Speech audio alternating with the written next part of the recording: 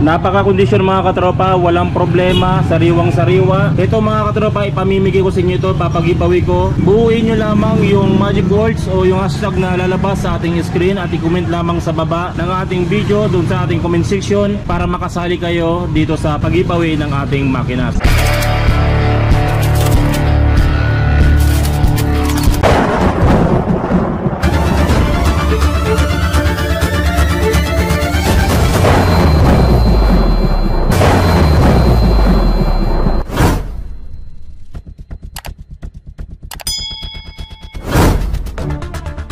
Mga katropa, huwag niyong kalimutang suportahan aking channel. Huwag niyong kalimutang mag-subscribe upang makatanggap kayo ng tip tungkol sa pagwawiring. O kaya naman mga tropa, kung malapit lang kayo sa Lingayen, Pangasinan, Artacho Street, pwede niyo akong sadyain dyan sa repair shop upang magpa-wiring kayo ng personal sa akin sa inyong mga motor. Ito na mga katropa, yung in-order natin sa Shopee, dumating na siya. Isang set siya ng makina, 100cc ang in-order natin, Rockwell engine, para magamit natin sa ating project bike. Kompleto na siya, mayroon siyang kickstarter, chain cover, yung kanyang cambio, tapos meron na siyang kasamang manifold, gasket, at yung kanyang mga tornilyo. Tapos dito naman mga katropa, yung buong makina natin, ito. Isang set na siya mga katropa, 100cc. Kung sakaling plano nyo magbuo ng project bike, syempre mas maganda mga katropa kung ang wiring niya ay simple lang, or yung wiring niya para umandar lang yung makina, the rest wala na siyang wiring. So paano ba siya yung wiring mga katropa? Ituturo ko sa inyo step by step kung paano yung wiring, ano ba yung mga klaseng CDI na gagamitin natin, battery operated ba o primary type. Ituturo ko na rin sa inyo kung paano malalaman kung battery operated o primary type yung makina. Para malaman natin kung AC o DC yung ating makina, pumunta lang tayo sa part ng ating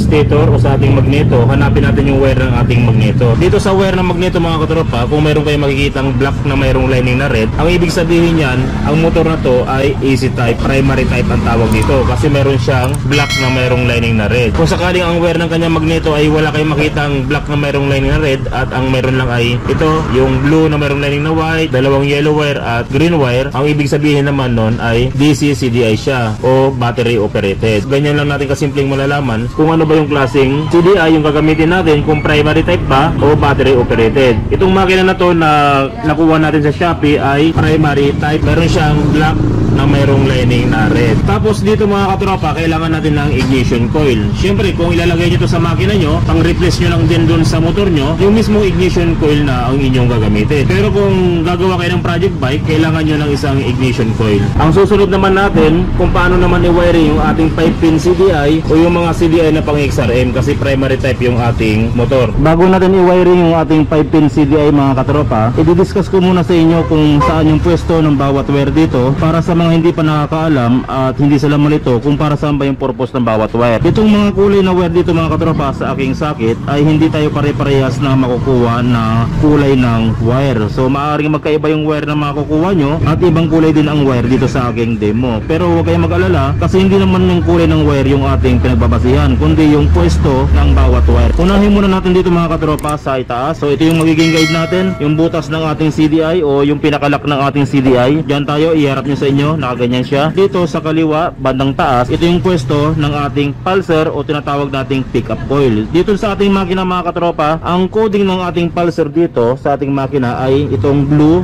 na mayroong lining na black. So dyan natin ilalagay yung ating wire ng ating taas bandang kaliwa sa ating pulser.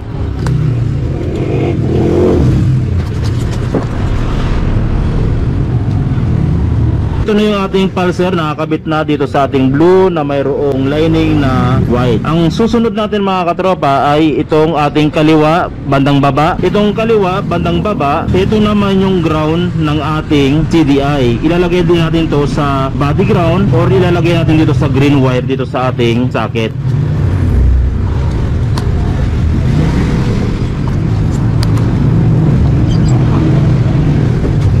Ito na mga katropa yung ating kaliwa bandang baba, inilagay natin sa ground wire. Ang susunod natin, dito naman tayo sa kanan bandang taas. Ito naman yung ating ignition coil. Ito yung ating ignition coil at ito yung wire nya. Diyan natin ilalagay itong pwesto na to, yung kanan bandang taas.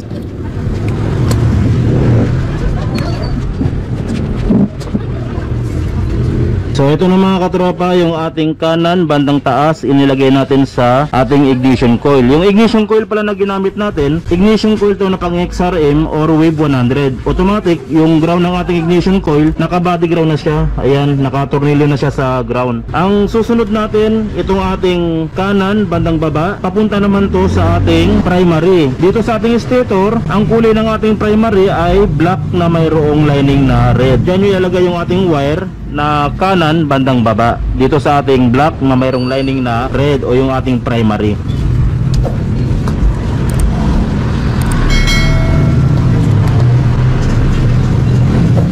Ito na yung ating kanan bandang baba o yung ating pwesto ng primary. Inilagay na natin dito sa ating black na mayroong lining na red. Itong natitira sa gitna mga katropa, ito yung kill switch ng ating CDI. Ang gagawin natin dyan, bukuha kayo ng switch. Normally sa mga switch natin, mayroon siyang dalawang paa. Yung isang paa ng switch, ilalagay mo rito, at yung isang paa ng switch, ilagay mo sa body ground. So ganyan lang mga katropa, kasimple, i-wire yung ating 5-pin CDI. So yan ang mga katropa, yung ating karburador. Kinuha ko lang doon sa karburador ng ating big bike.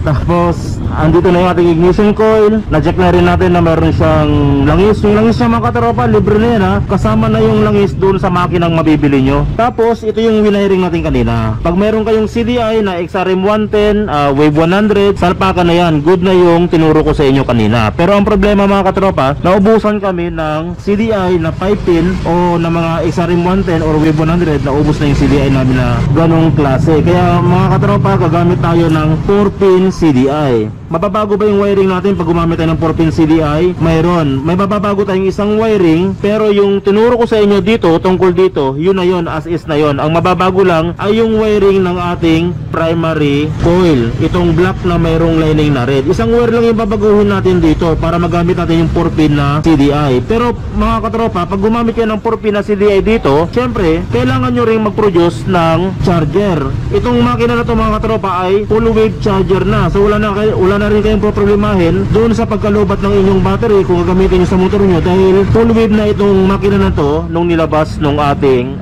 manufacturer. Ang gagawin natin mga katropa, kung gagamitin ng 4-pin CDI yung nakalagay sa ating primary, aalisin natin yan, tatanggalin natin sa primary to.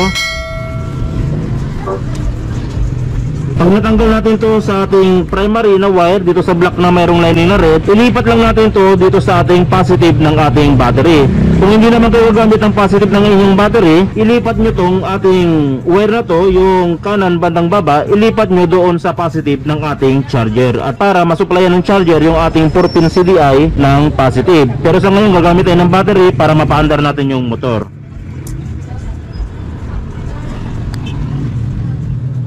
So ito na mga katropa yung ating sakit ng CDI, yung kanan bandang baba, inilagay natin sa positive ng ating battery. Tapos naglagay na rin ako ng body ground dito sa ating ignition coil para yung battery natin mag-connect sa ating makina. Subukan na natin paandarin mga katropa. Kung yung kick na, magkikick ba natin to, Renz? Bukat lang na kunti. Tatagilid natin o dyan natin sasampan na lang? Tengot na natin. Ay, na kunti lang. O yung ito, yung puan natin, yung puan.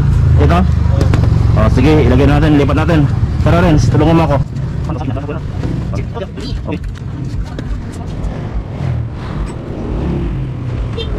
Si Renz pala mga katropa, bago nga test natin, pero matagal natin kasama yan. Renz, sige, ayan.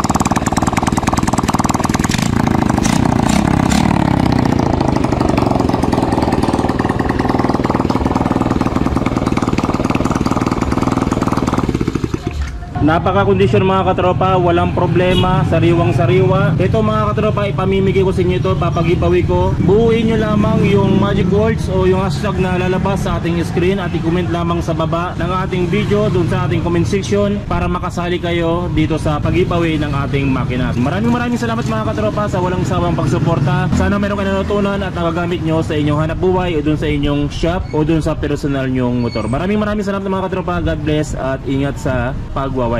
So isa pa rin, try natin ulit panda rin.